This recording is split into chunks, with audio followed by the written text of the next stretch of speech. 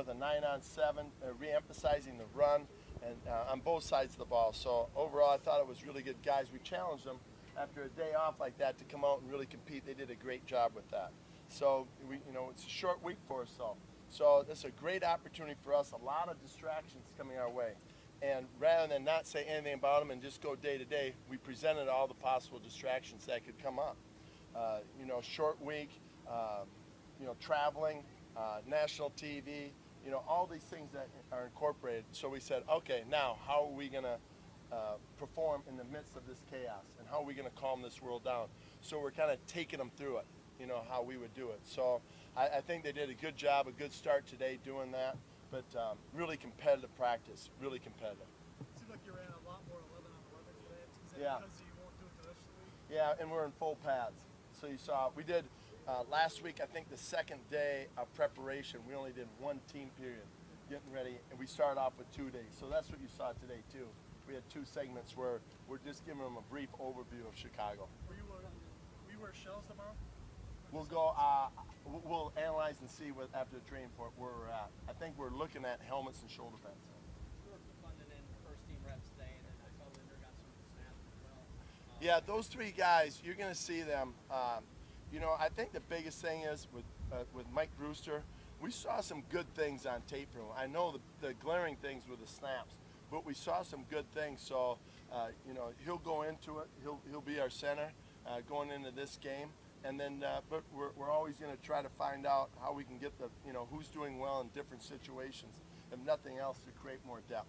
How was Marquise's attitude after you spoke with him, and what did you see out? It was really good, really good. And I think this was a great opportunity for us to clarify things. A couple of things that came up were he just was unsure of positioning a defender of the defense, and that maybe the route, how he should attack the route.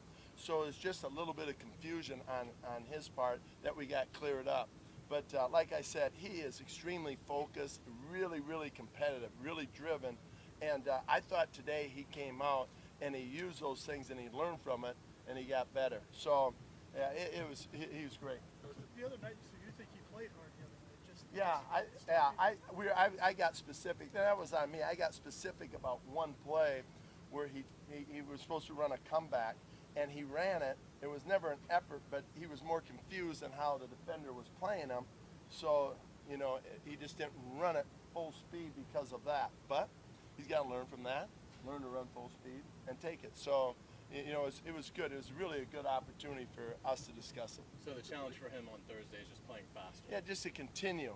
Yeah. I think we're seeing that with some of our rookies. I shouldn't say all, but some of the rookies, we had one step the wrong way on a zone play.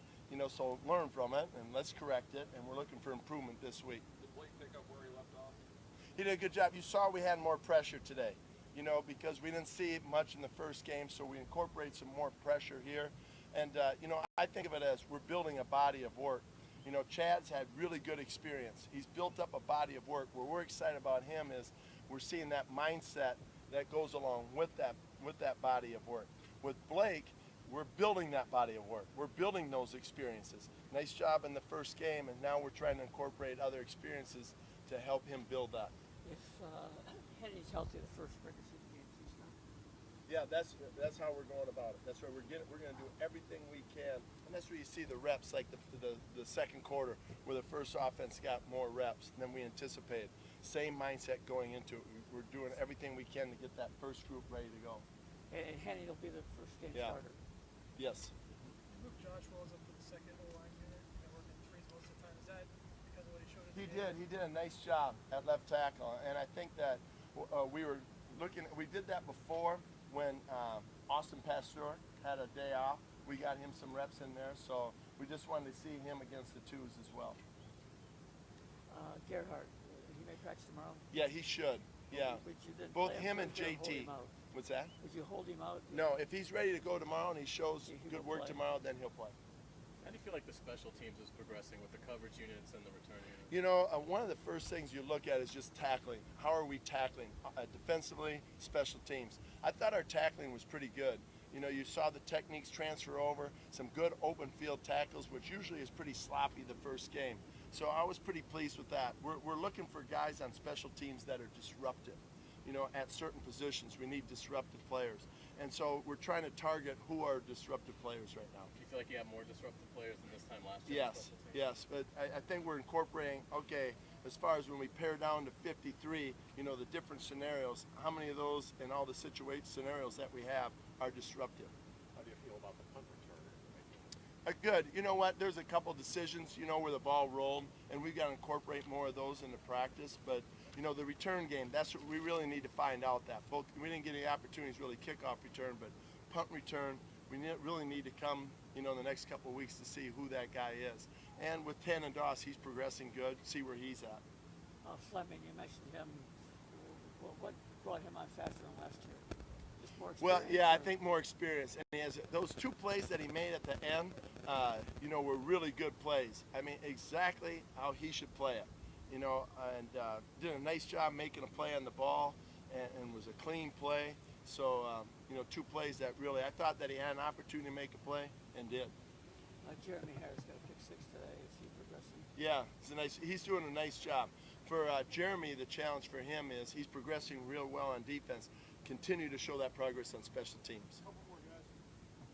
When you So saw the- when Mike did a couple of drops, he came back here again today and looked like, arguably the most consistent receiver. Did you talk with him or Jerry talk with him after? Well, I think that's what Mike's at, and that's what we talked about at halftime. Hey, there's the standard. Now come up, raise the bar, and handle that adversity. There's going to be adversity in the game. And I think for us coaches, we're looking at more, how do our players handle that adversity? And we're watching that. And for him to come out and play like he did in the second half really demonstrated to us, how it should be. You didn't see him piling up. You saw him kind of get it right. Beatles looked like he went all the way with his thumb. Yes. He's not missing any time. No. Thank you, Coach. Okay, thank All you. right, thanks, guys.